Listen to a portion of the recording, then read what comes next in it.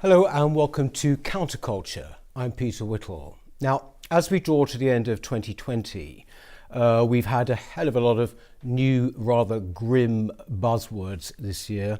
We've had the new normal, we've had build back better, whatever that means. But the one that our viewers seem to be most interested in and want to hear about most is the Great Reset. This is something which actually has already been announced by the World Economic Forum, but actually how planned is it? What actually is it? What does it entail? Who's behind it? And how seriously should we take it? I'm very pleased that today we've got two people very well qualified to talk about it. First of all, James Delingpole, who has been a great guest on this channel in the past. James, of course, is a well-known columnist and broadcaster and host of one of the best podcasts out there, that's the Delingpod. And joining us from Poland, we have Ben Sixsmith, who writes for Quillette, for Spectator USA, and for The Critic. Welcome, gentlemen. Thanks very much for joining us. First of all, James, the Great Reset, this is something which is sort of quite open and out there. This was something, a term used by the World Economic Forum quite some months ago. Can you actually just explain what it actually means? Not the people behind it so far, we'll talk about that, but actually what is the idea of the Great Reset? Well, to cut to the chase, it is technocracy. And technocracy is a totalitarian political philosophy in the way that fascism is, and communism is, and Marxism is, and Nazism is. The USP of technocracy is that instead of evil dictators or central committees, the decisions over your life are made by experts, let's call them technocrats, a sort of unelected elite who will decide every aspect of your life in a way not unakin to the Chinese social credit system. You won't have any property. It will be allocated to you by this benign elite, depending on how well you behave yourself. The amount of energy you use will be rationed according to their dictates. One of the pillars of technocracy is the idea that we need to move away from a money-based economy to an energy-based economy. And this is why it is so intimately bound with the green movement. That I suppose the reason that I find this easier to grasp than a lot of people is because I've been studying this kind of thing for a long time. And I realize now that the last decade or so with environmentalism is just another facet of this the technocratic master plan. This year, the green issues have mutated into COVID-19, which of course is a completely engineered scare, which has got nothing to do with epidemiological reality. They've managed to turn a kind of routine into something so important that we should destroy our economy, shut down small businesses, enforce arguably compulsory vaccines.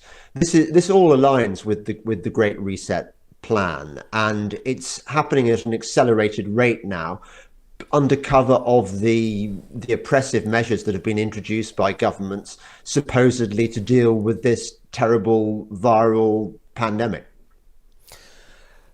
Ben, it's fairly right to say, isn't it, that sort of the march to the technocracy is one of the features of our time, is it not? So it's definitely a feature of our time as technology and the ability to systematize the kind of data of our lives and our behavior becomes more advanced. Corporations and governments are making more use of it. to make money or to control us in particular ways that they find beneficial either to them or to us. I see. James, who were the guiding lights behind the Great Reset?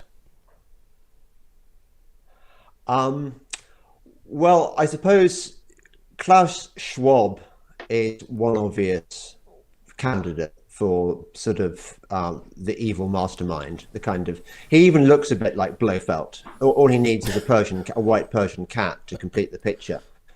He's got this sort of sinister. Well, I mean, I suppose all German accents, strong German accents, sound sinister to English ears, but he does have one of those.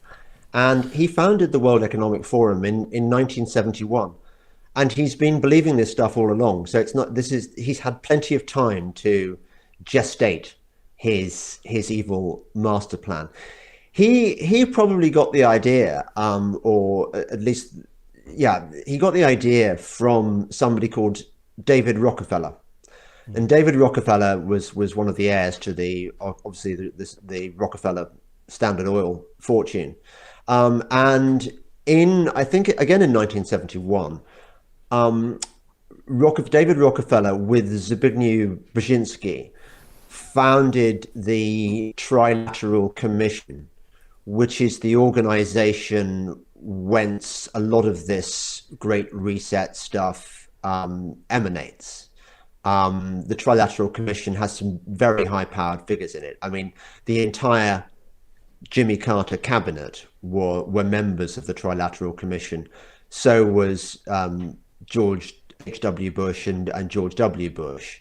So these people have been at a high level of influence for decades, and they've been able to infiltrate all manner of influential positions, notably when it comes to treaty making. So that a lot of the kind of international treaties which we think of as part of our world were actually like Trojan horses for the Great Reset, or whatever you want to call it. I mean, it has different names. The Fourth Industrial Revolution is another one. Build Back Better is one of its slogans. The New Normal is a kind of colloquial way of putting it. We're being asked to put aside to forget about the old world that we enjoyed before COVID-19. We've now got to get used to this world where we have health passports, where we have masks all the time, where we have to accept that it's perfectly acceptable for the economy to get closed down on the basis of a bad flu, which we've never done before. It's the Great Reset is happening now. Call it what you will. It is actually happening. Would you go along with that, Ben, or not? I mean, I would definitely go along with elements of it. I suppose where I might draw something of a distinction is between, there's a fine line between conspiracy and kind of elite consensus. So I don't necessarily think there's been a very coherent plan all along, but there are definitely networks by which influential people can meet, discuss, organize, and out of that develops these kind of technocratic or corporatist ideas. So, for example, I'm not sure that everyone wearing masks and not being able to go inside a bar was part of any grand plan, but definitely since COVID-19, events have been exploited to push particular agendas, as James says, technocratic agendas, corporatist agendas. So that's definitely true. It just depends on how much foresight you think has gone into it. Is that the basic difference then for you, James? Do you actually think, think actually that, no? I think it's a distinction without a difference. It doesn't really matter whether you call it a conspiracy or a elite consensus. It's entirely irrelevant to this discussion. It's about what is actually happening, who sat round a table when, or how much agency was involved. The fact is that it's happening now. One of the questions that people are asking this year is, why are they doing it? doing this, because they're looking at the extraordinary coordination of government policy around the world. The way, for example, that with a few brave exceptions like Sweden, Belarus, bizarrely, Brazil, countries around the world, governments around the world are acting in lockstep. They are imposing lockdowns, even though there's no evidence that lockdowns make any difference. In fact, they probably make things worse for COVID-19. They prolong they prolong the period before it becomes endemic and before we've built up herd immunity. They do crazy things like impose masks at the very point where the virus has past its peak and begun its slow slope downwards. And the sort of the rational response to this would be to say, well, they must know what they're doing. They are following the science. But it's clear to anyone who looks into it with any care that they are not following the science. There is another agenda. There is an agenda well beyond the medical one. And again, you have to look at the economic consequences. Why are they destroying the hospitality industry? Why are they destroying small businesses? The answer is, unfortunately, and we don't like to think of these things because it sounds so dystopian and terrifying, but this is all part of the plan. This at a high level. Supranational bodies are coordinating to destroy the economy as we know it and replace it with this great reset. And I fear that we've reached the point where we cannot rely on sovereign governments to protect us from this. It's up to us, the people, to what's going on and respond quickly before it's too late, before we have no more freedoms. I mean, my only hope in the very, very short term is that Trump manages to overturn this election steal by Biden, whose slogan, by the way, is "Build Back Better." Why is that? Why is Biden's campaign slogan the same as that of the Great Reset? Why is it that one of Biden's first announcements as so-called president-elect, not that that post has ever existed, and I think it exists largely in his imagination and the imagination of the mainstream media, but why is it that one of the first things he said was that Americans need to wear masks for the next month? It's because masks are a symbol of the government's ability to control a cowed and compliant populace. When we wear masks, whether we think we're doing it for medical reasons or not, what we're actually doing is endorsing the Great Reset. We're enabling it. And I fear that this is not the time to make, frankly, frivolous distinctions about whether it's a conspiracy or an elite consensus, because once you start throwing in words like conspiracy, what you then do is open the opportunity for people to say, yeah, it's not really happening because we know that conspiracies don't happen. Well, I'm sorry, it is happening. It's real. It's happening now. When you talked there, James, about hospitality, etc., and I can totally understand this point, Ben. Maybe if you can address it, that if you look at like Britain at the moment, pubs are facing virtual wipeout because of the rules, and it does seem to appear to many of us that actually, why? If you can have people going shopping in high streets, why therefore would you sort of, for example, highlight pubs? Is it because you basically don't like pubs? What is actually going on here?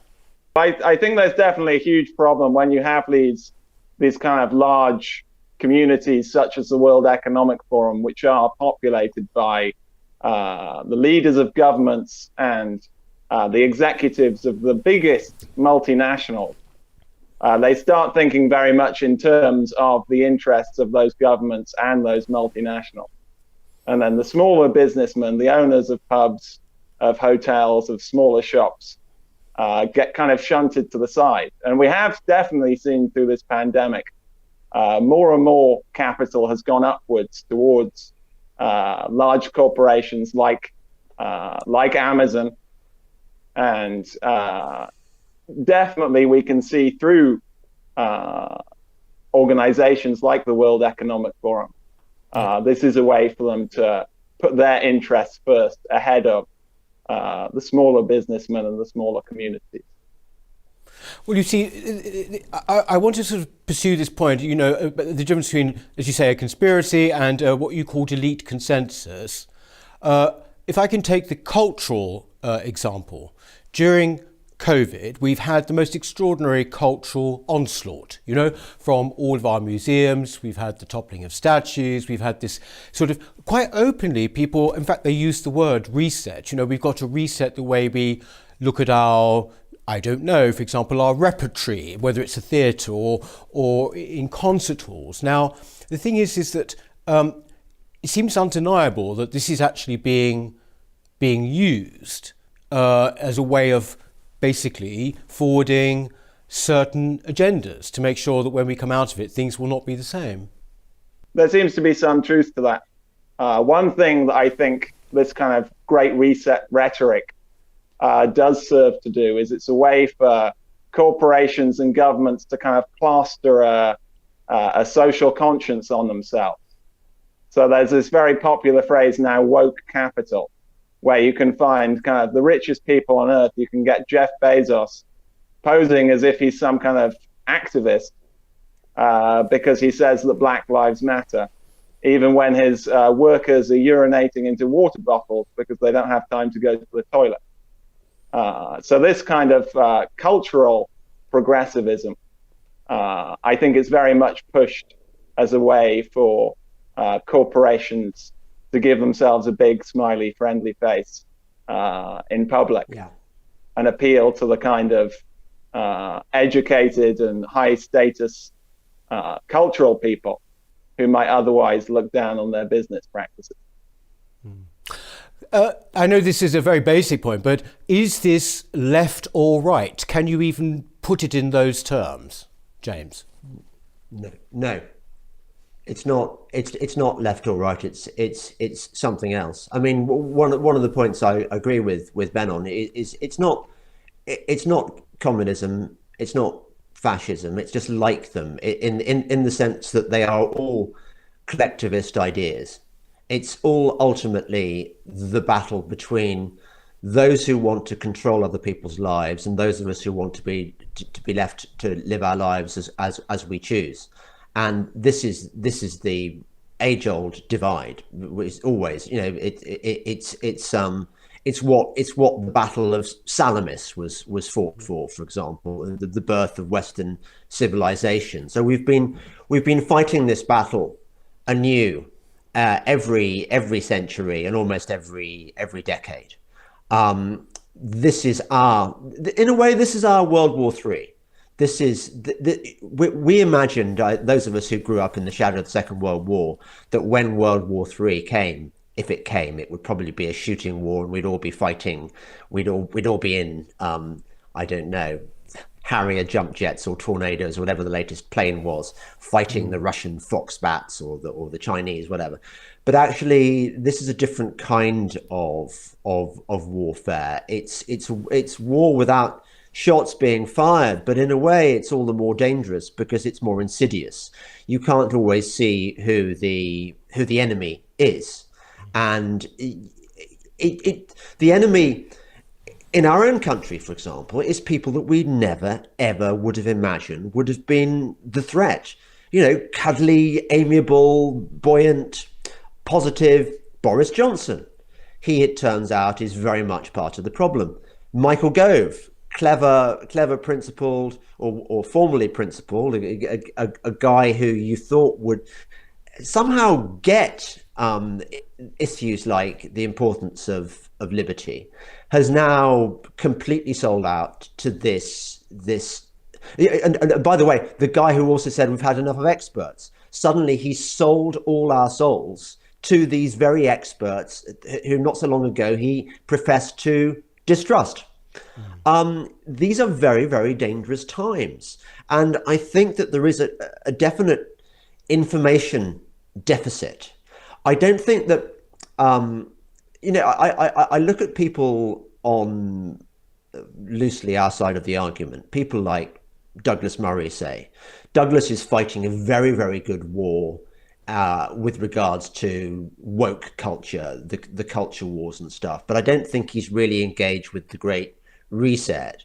Or look at Toby Young, again, fighting a very good war on the free speech front and also on the coronavirus front, but not really getting why it matters so much that President Trump gets back in, because he is probably the only bulwark in the world right now against the Great Reset. I mean, all the other governments, look at Trudeau's Canada, look at our own government, look at Angela Merkel.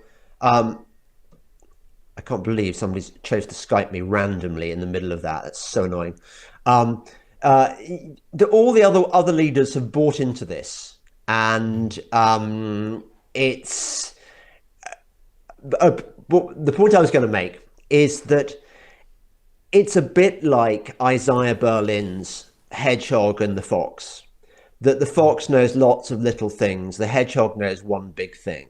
Most people are foxes. They're fighting their individual theatres of this great war, but very few people have grasped the massive, big, overarching picture that green issues, COVID-19, Trump, China, the Great Reset, United Nations, Agenda 2030 are all part of the same massive problem.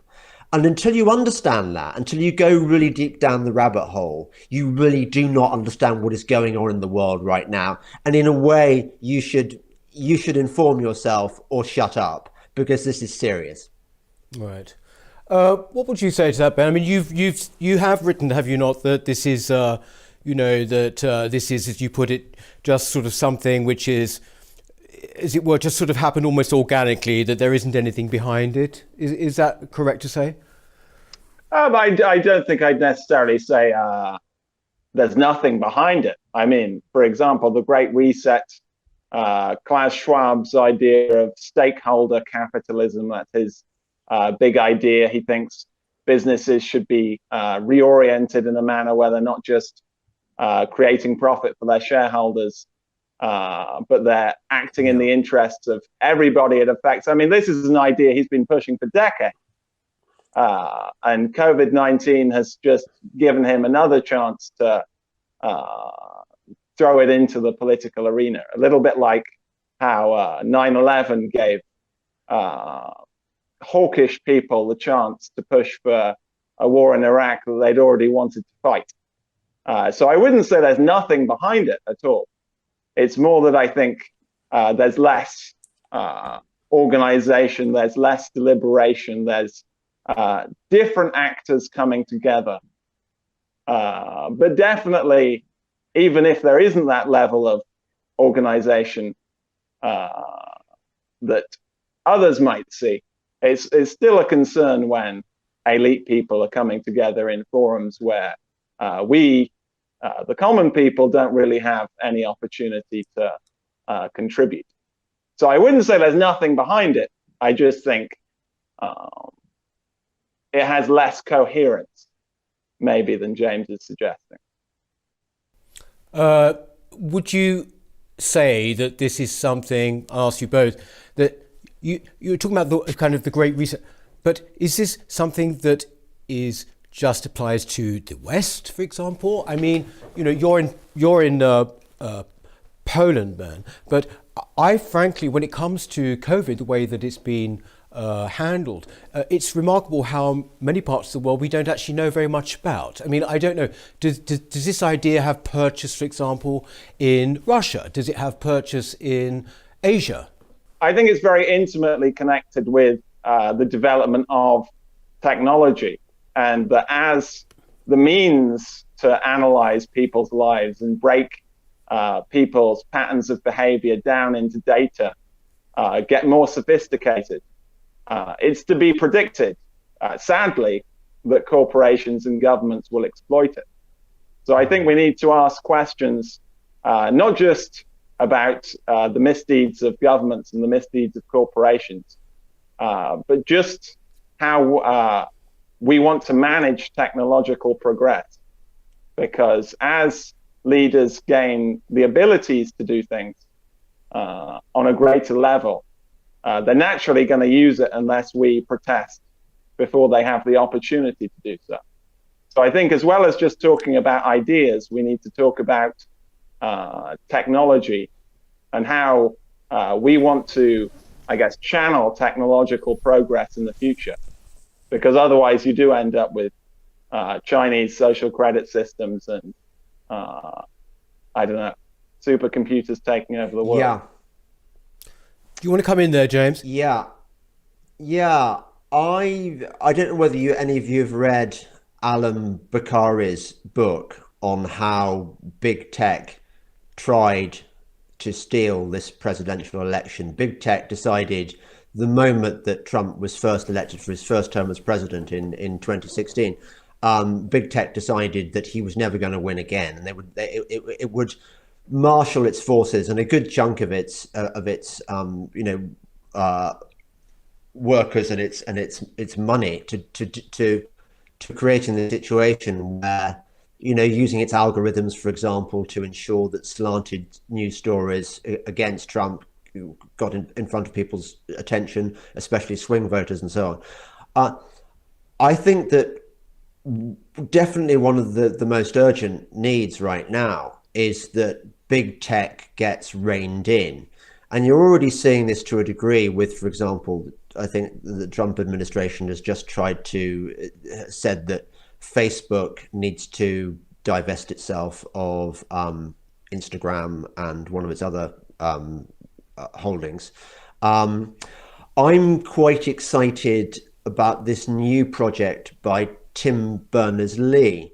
Tim Berners-Lee is setting up this startup, which I think is designed to stop when you use the internet or whatever. It's designed to stop you having to give up so much of your valuable information to the big tech companies. I mean, you think about the implications of that Twitter and Facebook and I suppose Google have this massive China-style social credit system enabling database on us. They know almost everything about us. They know all our dark secrets.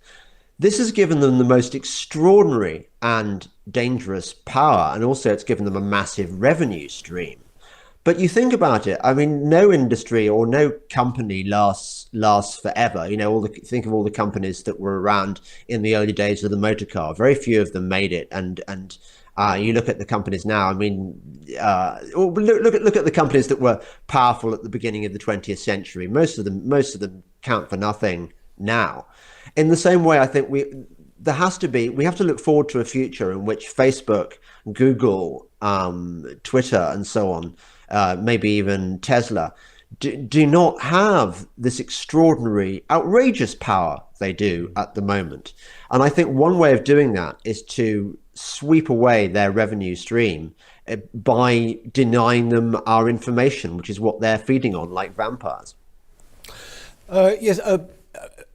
Ben, would you say, I mean, carrying on from James' point there, that it's been quite interesting and extraordinary over this past, I don't know, decade maybe, the willingness with which people actually do give up information, to me it seems extraordinary that the idea of privacy, for example, is something that doesn't seem to worry many people. Yeah, it's true. I think we're just not conscious of doing it. I mean, there's this term, the digital footprint. But the difference between a real footprint and a digital footprint is I can't see the former. And so when we're Googling away, when we're watching YouTube videos, when we're posting our tweets and we're posting our photos, we just don't have this sense that somewhere all of our information is being logged and could well be used. So it's something we need to become more conscious of, and it's something where we need to change our behavior. Or other people are going to be thinking of ways to change our behavior for us. I would like to ask, just before we're ending, just carrying on really from that, we're talking about how people have given up their information, although there might be signs of rebellion there actually among some people. But are you surprised or disappointed or happy or what by the way in which people in Britain have reacted to this situation. James, can I ask you first?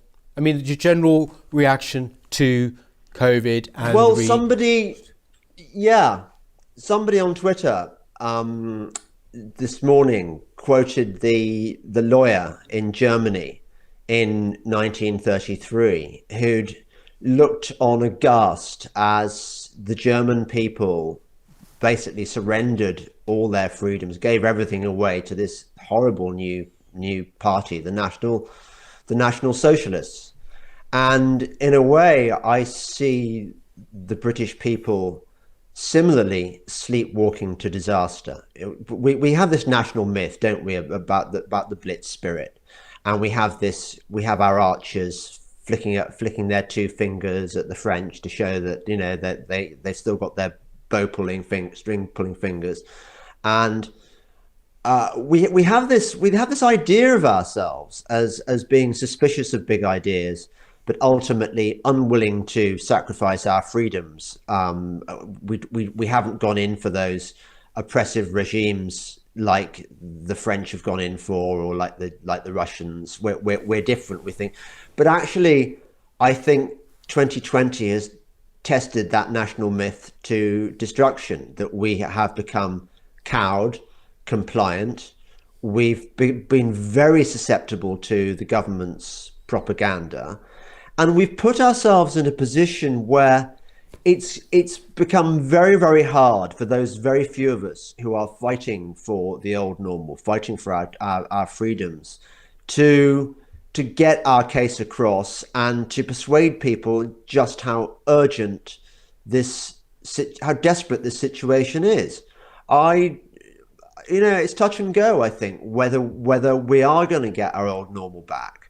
One has to be optimistic, pessimism of the intellect, optimism of the will. One has to maintain that. I think, rather than going down the Peter Hitchens route, where it's all going to be crap until we go to heaven, when we enjoy God's blessing. I couldn't be that black-pilled, but I do think that these are the darkest times anyone living has experienced. Actually, I'd say it's even worse than even those of the Second World War. My father says this, that this is much worse than the war. This is just like really, really dangerous, and we need to wake up to it. Yes. On that point, Ben, it does seem, at least just I have no data for this, it's purely anecdotal, that younger people seem remarkably compliant. There's a kind of class differential too. I would say that on the whole, middle class kids are the ones who are masked up. You tend to see them walking down the street in their masks, for example. In a way, it's not ever been actually even suggested they have to do that. Do you think that's fair or not? I mean, do you think younger people seem to be? You'd think they'd have a bit more rebellion in them, maybe. I mean, I'm slightly less exercised by mask mandates than James, but if we had an argument about COVID-19, we'd be here for 10 hours and it would all be a bit pro wrestling. But definitely, I think there's a kind of sense among young people that being good, being self-righteous is a kind of status symbol.